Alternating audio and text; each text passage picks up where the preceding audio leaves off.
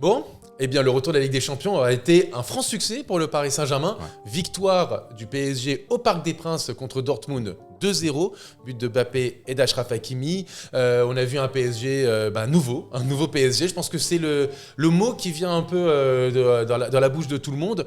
Est-ce que vous avez vu, justement vous, dans ce match d'hier, du véritable changement, le fameux nouveau PSG, la patte Luis Enrique, tout ce qui va avec dans ce match? Ce qu'on va retenir, je pense, de ce match, par rapport en tout cas aux années précédentes, c'est vraiment l'esprit d'équipe qui est insufflé par Luis Enrique. De toute façon, on le voit depuis le début de la saison, avec un travail collectif, rien que pour la récupération, dans les efforts, et ça va vraiment dans ce sens. Et effectivement, tu as un sorte de nouveau souffle aujourd'hui au PSG, grâce et avec Luis Enrique. Tout le monde court pour tout le monde fait les efforts, et ça fait bien longtemps qu'on ne l'avait pas vu au PSG. Ouais, on les sent vraiment tous aller dans la même direction, et il y a la communion qui est assez forte avec les supporters à la fin, tout le monde est ravi sur les buts pareils.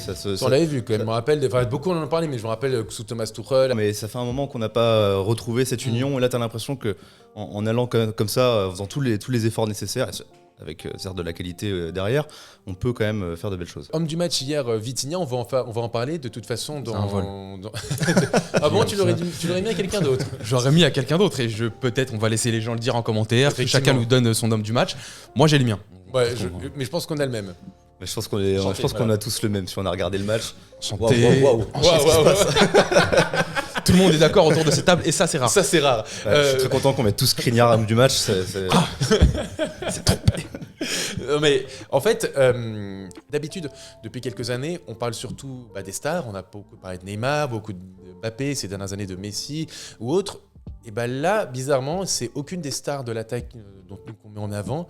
En fait, c'est beaucoup plus ce milieu de terrain. Ça fait depuis les années Mota, Matuidi, Verratti, alors sans comparaison bien sûr, mais juste de dire que pour la première fois depuis longtemps, on met en avant beaucoup plus le travail et la qualité du milieu de terrain qui a justement, en plus, on l'a remarqué, certaines limites de profondeur dans cet effectif, plutôt qu'en fait les stars de l'attaque ou d'autres postes. Et surtout qu'on l'attendait au tournant, ce milieu de terrain, face à Emre Can, face à Sabitzer. Lui qui s'est blessé assez rapidement, on ne sait pas si ça aura une influence sur le match, mais il n'y a plus tant de doute que ça de se dire que ce milieu peut performer. Comme tu l'as dit, c'est plutôt derrière, et quand on se met à réfléchir sur le fait qu'un Ugarte peut changer ou non la physionomie d'une rencontre, c'est là qu'on va se poser des questions. Ou Zaïre Emery, même le fait que...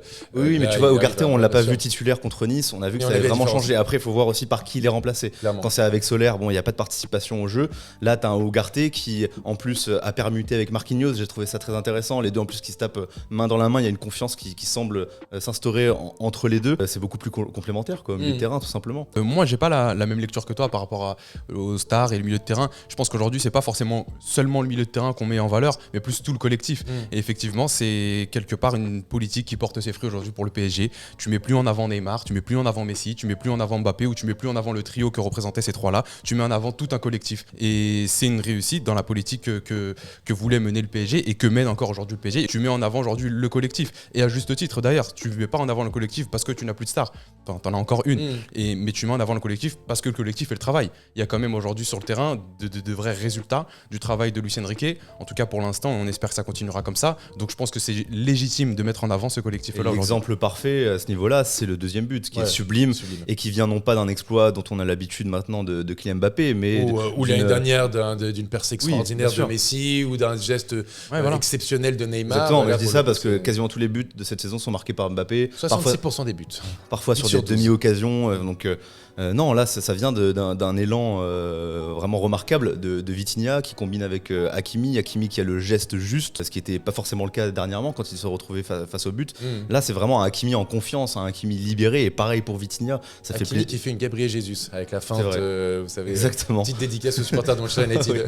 Je voulais aussi rebondir du coup sur cet aspect de collectif et de star qu'on pointait du doigt fut un temps. Aujourd'hui, l'année dernière, on avait du mal à voir autre que la MNM homme du match. Aujourd'hui, ça se dispute, on en rigolait tout à l'heure. Moi, je pensais que c'était Achraf Hakimi. Au final, c'est Vitinha qui l'a eu. C'est pas si démérité que ça parce qu'il fait quand même une grosse partie hier contre Dortmund. Alors, surtout une deuxième mi-temps, je trouve. La première mi-temps, il était peut-être un peu plus effacé. Pas d'accord là-dessus. Si ça lui est donné aussi, c'est pour représenter le travail qui a été fourni au milieu de terrain. C'était Vitinha, ça aurait pu être Ugarte, ça aurait pu. Les trois sont dans la balance. Ça aurait pu être Ugarte, ça aurait dû être Achraf Hakimi.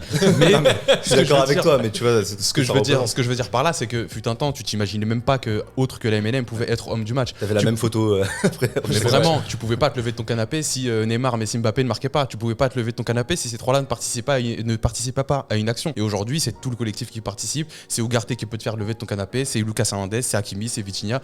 Donc c'est tant mieux, c'est très symbolique. Pour moi, ce match d'hier, je le trouve très au-delà de l'aspect sportif, je le trouve très symbolique dans cette politique menée par le PSG et qui aujourd'hui porte ses fruits parce que tu te lèves et tu kiffes sur autre chose que des stars. Allez, je te coupe 2 petites secondes déjà pour te dire qu'on arrive bientôt à la barre symbolique des 70 000 abonnés. C'est incroyable. Et pour nous aider à y arriver, rien de plus simple. Il faut juste que tu t'abonnes et que tu actives la petite cloche de la notification, comme ça tu es au courant des prochaines vidéos qui vont sortir. N'hésite pas aussi à liker et on retourne à la vidéo. Après, on précise encore une fois, c'est un premier match du mois de septembre. On a l'habitude au Paris Saint-Germain de réussir les matchs du mois de septembre en Ligue des Champions. Non, t'as raison de le dire, parce que là je parle vraiment de symbolique, je parle pas de sportif, on va y venir après, on n'est pas dans l'enflammade, ne vous inquiétez pas.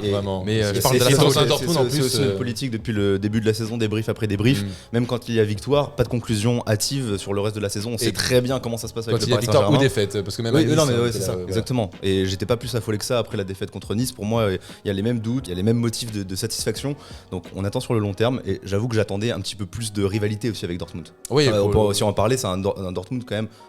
Qui a été vraiment limité hier, qui a pas. C'est un Dortmund qui est décevant depuis le début de la saison aussi. Je m'attendais pas à ce point quand même. C'est pour ça que moi je marque à chaque match depuis avril. Rappelez-vous le talk qu'on a fait d'avant tirage au sort de la Ligue des Champions.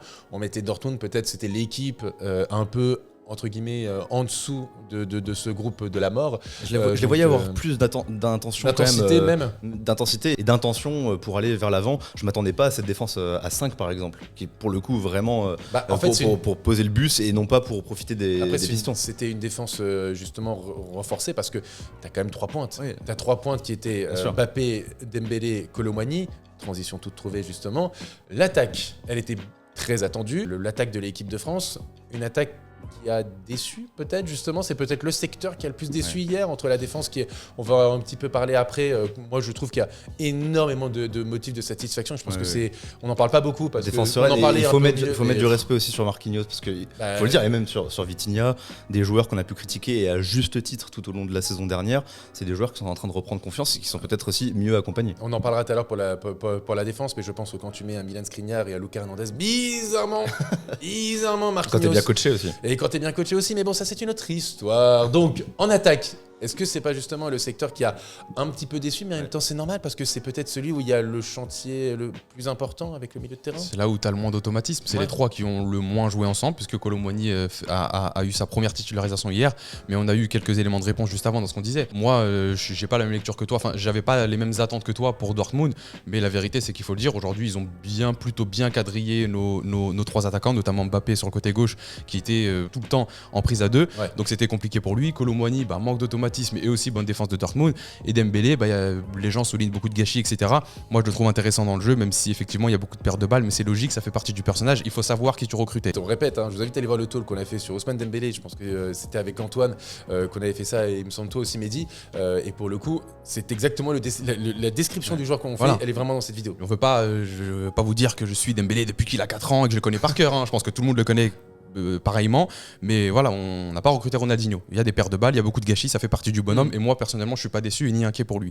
Après, concernant l'attaque plus globalement, effectivement j'ai été déçu, mais il y a des éléments de réponse, et pour moi les éléments de réponse c'est une défense qui a fait son travail pour quadriller ces trois attaquants, et la preuve en est c'est que le danger est venu d'ailleurs. Donc il y a eu une occupation de la défense par ces trois attaquants là, surtout Mbappé. Les autres ont eu plus d'espace pour pouvoir s'exprimer, que ce soit Vitinha, que ce soit Ugarte aussi, que ce soit Hakimi était très haut. Hakimi, pour moi hier c'est limite, il faut le juger dans les attaquants, parce que certes c'est le joueur qui récupère le plus de ballons, mais je suis aussi curieux de voir les statistiques sur le plan offensif. Hakimi hier il était sur la ligne des trois attaquants de l'équipe de France, donc c'est déçu, mais ça a aussi servi à quelque chose, c'est-à-dire laisser les espaces aux autres. Justement, j'allais revenir sur ce même point où Dembélé, j'ai eu une première lecture en regardant le match où j'étais complètement frustré, on va dire. Je retenais quasiment que ses pertes de balles, parfois des mauvais choix, et en revoyant de nombreuses séquences ce matin, je réalise tout de même l'importance qu'il a eu dans le placement d'Achraf Hakimi, où c'est un joueur qui va de toute façon libérer des espaces. Et rien que sur le penalty qui est causé, ça vient d'un échange, d'une 1-2 sublime entre Hakimi et c'est lui qui et prend le ballon, Dembélé. qui part du milieu de terrain, Exactement. qui va combiner avec Donc Hakimi. quand même prise d'initiative, il fait aussi le taf pour servir Gonzalo Ramos qui aurait pu ouvrir son compteur. Donc malgré un nombre de déchets presque incalculable, et certes je crois qu'il est à 30 ballons perdus. C'est le joueur qui a le plus perdu C'est de ballon. énorme, dans c'est ce match. énorme. Malgré tout, c'est un joueur qui fait aussi des différences et qui, sur 1, 2 ou 3 ballons dans un match, peut changer la donne. Et parce que c'est un jeu à risque. C'est un joueur à risque. Et c'est un élément qu'on n'avait pas les années précédentes. Ah, t'avais Neymar. Oui, mais c'est là où je voulais faire le parallèle. Tu vois, côté. Messi et Neymar, moi je me suis penché sur les chiffres et c'est pareil. Dans les matchs européens ou dans les matchs de championnat, les deux, que ce soit le Brésilien ou l'Argentin, ils étaient dans la même trempe de ballons perdus à peu près. Le problème, et là où Dembélé va, je pense, se faire beaucoup tirer dessus par les observateurs et par les supporters, c'est la finition. C'est que les deux autres, ils te perdaient les trentaines de ballons. Mais il y avait un moment où ils étaient décisifs. T'avais une passe D, t'avais un coup de magie, t'avais un but. Le problème, c'est que pour Dembélé, c'est qu'il n'y a pas assez de stats. Donc forcément, il va se faire tirer dessus. Et moi, personnellement, pour le coup, je connais bien le joueur et je sais qu'il state pas beaucoup et qu'il a jamais beaucoup staté. Donc je sais pas là où je l'attends au PSG. Je vois pas pourquoi du jour au lendemain il staterait. Mais il y a quand même un certain apport qui, moi, me satisfait. Je sais pas, c'est peut-être un peu trop important de dire je suis satisfait de ce qu'il fait. Non, mais j'aime bien. En tout cas, j'aime bien ce qu'il fait et je sais qu'il va beaucoup en décevoir et je sais que les gens continueront d'en attendre beaucoup de lui. On peut dire donc qu'il y a encore du travail en attaque et c'est normal. Qui va être le titulaire en neuf? On pense aussi à Asensio, bien sûr. Entre-temps, aussi Bradley Barcola. Donc, en fait, je pense que aussi, et ça va permettre de faire un parallèle avec un autre sujet, alors, il y a encore des limites. Je pense qu'on les a toutes vues hier. Je le répète, talk après talk. Je pense que peut-être les gens ne se rendent pas compte la quantité, le chantier énorme actuellement au Paris Saint-Germain. Ça fait même pas un mois que tu as ton effectif au complet. Randal Colomwani est arrivé le 1er septembre et le 2 septembre même et Bradley Barcola le 31 août ou le 1er septembre. Tu as un milieu de terrain qui est inédit. L'année dernière, les 3 joueurs n'étaient pas titulaires au Paris Saint-Germain ou n'y étaient tout simplement pas. Tu as une attaque qui est complètement différente, qui se connaît en équipe de France, mais en club qui ne se connaît pas.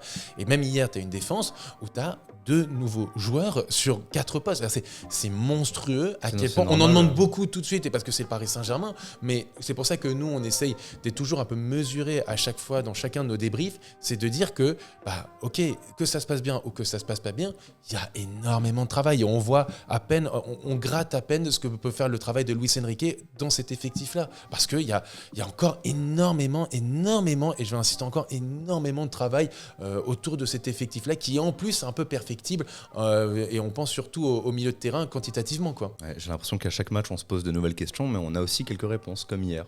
On voit qu'à lors de grandes échéances, on a une défense qui est quand même sereine, on a un milieu de terrain qui tourne bien, après avoir encore une fois, dès qu'il faudra remplacer un élément. Et là, les questions se portent paradoxalement sur l'attaque, mais je reste confiant et pas du tout alarmiste à ce sujet. Je vais demander déjà aux personnes qui nous regardent, est-ce que pour vous, votre homme du match, parce qu'on en parlait tout à l'heure, on a parlé un peu d'Hakimi, on a parlé de Vitinha, pour vous, qui était l'homme du match? Ça peut être aussi un autre joueur, pourquoi pas, ça peut être Ugarte, ça peut être Zaïre Emery, dites-le dans les commentaires. J'ai trouvé, on le dit talk après talk, mais je pense que hier, c'est son meilleur match ballon au pied. Ah ouais? Ah oui, ballon au pied, je suis d'accord avec toi. Ballon au pied. Je me suis surpris à me dire, vraiment, il est facile ce gars. Ouais. Alors que c'est pas du tout, encore une fois, ce qu'on attendait. Non. Là, t'as des décalages vraiment en une touche. Il regarde à peine le jeu, hop, il balance, il écarte, il fait une différence, il casse des lignes. Et voilà, je suis ravi. Ouais, clairement. Parlons d'un dernier point, ces 2 joueurs qui étaient là l'année dernière, et je trouve qu'ils revivent. Hakimi, Marquinhos. Ouais. Je trouve franchement que c'est le retour de ces 2 joueurs-là, 2 joueurs de base de classe mondiale. Vraiment, quand Achraf Hakimi, le PSG le recrute quand même pour 60 millions d'euros. Marquinhos est considéré comme, il y a quelques années, comme un des meilleurs défenseurs au monde.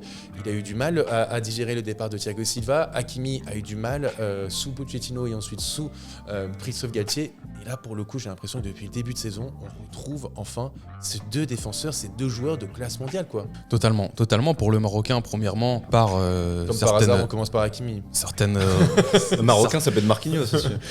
Pas mal. Certaines raisons qui me concernent. Je suis Achraf Hakimi depuis très longtemps, depuis le début de sa carrière. J'ai l'impression qu'il suit beaucoup de gens depuis longtemps. Depuis plus longtemps que Dembélé. Vraiment. Beaucoup. Pour Hakimi, c'est depuis longtemps que Dembélé, effectivement. Mais non, voilà, il a un certain allant offensif depuis le début de sa carrière. Il a commencé attaquant, il a joué au Maroc en tant qu'ailier droit, que milieu droit. Il a fait tout le couloir à droite, il a fait la défense à gauche pour la Coupe du Monde 2018. Donc moi, je suis content de le voir comme ça en club. Et même au Maroc, que ce soit dans la presse, que ce soit les supporters de l'équipe nationale, on s'est toujours posé la question de pourquoi il affiche ce visage au PSG. Aujourd'hui, beaucoup d'observateurs du football marocain sont contents de retrouver ce visage-là. Il retrouve des couleurs, je pense qu'il est très libéré, en tout cas sur le plan offensif. Il le dit lui-même en zone mixte après le match contre Dortmund. Luis Enrique lui laisse pas mal de liberté. Il a aussi ce nouveau rôle, il a jamais adopté, que ce soit à Dortmund ou au Real Madrid ou même à l'Inter Milan. Il rentre pas mal à l'intérieur, c'est un rôle pour des latéraux que Pep Guardiola a beaucoup aimé, il a beaucoup fait, et aujourd'hui Luis Enrique le fait avec Hakimi. Il le fait pas de l'autre côté avec Hernandez parce qu'il connaît justement les capacités offensives d'Hakimi, donc il faut pas que l'autre monte trop haut, et je trouve ça intéressant, bénéfique soit pour lui, pour le PSG et pour le collectif du PSG. Et pour Marquinhos, j'ai pas envie de dire mea culpa parce que je l'ai pas forcément tiré dessus, mais je me posais des questions légitimement ces dernières saisons. Et là, tu le vois qu'effectivement, il retrouve. Moi, je pense encore une fois, il est mal. Enfin, comment dire, Marquinhos, et c'est pas lui faire injure de dire ça. Je ne pense pas que ce soit un leader. Je ne pense pas que ce soit un leader. Voilà, c'est pas grave, il n'y a pas de honte à ça. Tout le monde ne peut pas s'appeler Thiago Silva, tout le monde ne peut pas s'appeler Sergio Ramos. Voilà, il y a des leaders et des suiveurs. Et je pense que Marquinhos, être entouré d'un défenseur, même si il est critiqué. Je comprends pas trop pourquoi, mais bon bref, Milan Skriniar qui quand même je trouve amène un côté un peu rugueux, son expérience, etc. Je trouve que ça lui fait du bien. Être aux côtés aussi d'un Lucas Hernandez qui pour moi, je le répéterai jamais assez sur un terrain, c'est un top 3 à son poste. Et donc à être accompagné de ce genre de joueur. Il est bien protégé par Ugarte juste devant lui, il permute avec lui. On l'a retrouvé du Marquinhos au milieu de terrain par séquence. Exactement, qui montait, je l'ai vu aussi. Et pour le coup, en fait, quand il est bien entouré, quand il est bien coaché, c'est pas celui qui va pouvoir sortir du lot quand justement ça va un peu mal, mais c'est quelqu'un qui peut être très bon, très bien entouré, très bien accompagné, comme à l'époque avec Thiago Silva ou lorsqu'il était aussi avec Kimpembe, quand il y avait ce trio-là qui était mis en place. Totalement d'accord. C'est une question d'entourage, je pense, pour Marquinhos, voilà, et c'est ça qui fait qu'il retrouve sa confiance aujourd'hui. Et il faut le souligner parce qu'il s'en est beaucoup pris dans la gueule, il faut le dire. Et aujourd'hui, il faut le souligner, il fait un bon début de saison et j'ai l'impression qu'il retrouve des couleurs sous Luis Enrique. Et encore que je trouve que même niveau leadership, niveau aura, je trouve qu'il dégage. Et parce qu'il y a une confiance qui se dégage. Bien sûr, ça marche à la confiance. Hier, il me semble qu'il y a une petite échauffourée autour de Hakimi, je crois. Ouais. Je sais plus. Et tu vois, Dembélé. Enfin, c'est sur une attaque sur Dembélé. Sur une faute sur Dembélé. Après, Hakimi est là, certes, mais c'est Marquinhos qui bombe le torse. Ouais, mais pareil, qui met même au sol. Je suis d'accord avec le commentateur hier, je crois que c'était Habib Bey. Bon, je suis pas pour les bagarres, tout ça. Faites la paix. Mais c'est bien que voilà, l'équipe fasse front, fasse bloc. Après, écouter ton capitaine, justement, qui vienne. Le fait d'avoir fait le ménage cet été, ça lui facilite aussi le fait de bomber le torse, tu vois, parce qu'aujourd'hui, c'est plus le même groupe. Il s'adresse aux mêmes personnes, certes, mais c'est plus le même groupe. Donc il y a un certain renouveau. Groupe rajeuni, il y a un certain renouveau. Aujourd'hui, maintenant, il fait clairement office d'ancien. Mais je veux pas dire qu'il baissait la tête devant Messi, devant Neymar. Quoique, ou devant même Sergio Ramos. Et aujourd'hui, il a plus de facilité à bomber le torse avec le ménage. Avec le ménage qui a été fait. Il est élu par 2 fois, même si bon.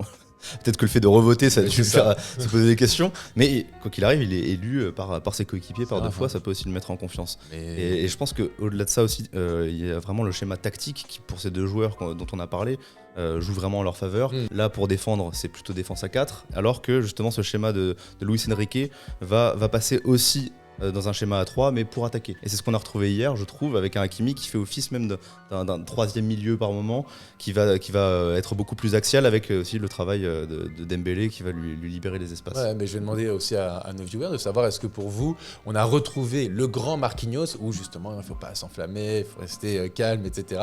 Et on verra par la suite de la saison.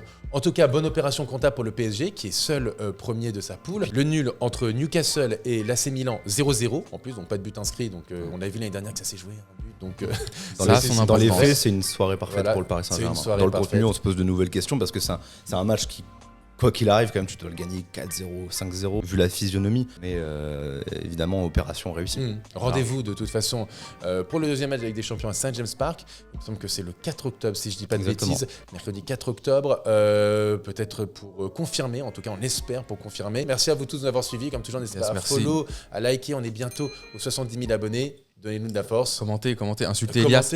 Non, il est pas là. Putain. Non, Théo, on insulte pas. Il est gentil. Il est trop bien, Théo. Elias mérite, Théo, non. Non, exactement. Dites-moi si je me suis balancé sur ma chaise ou pas. J'ai pris beaucoup de critiques dernièrement sur ça. À très vite pour un prochain talk. Ciao Salut. tout le monde. Ciao.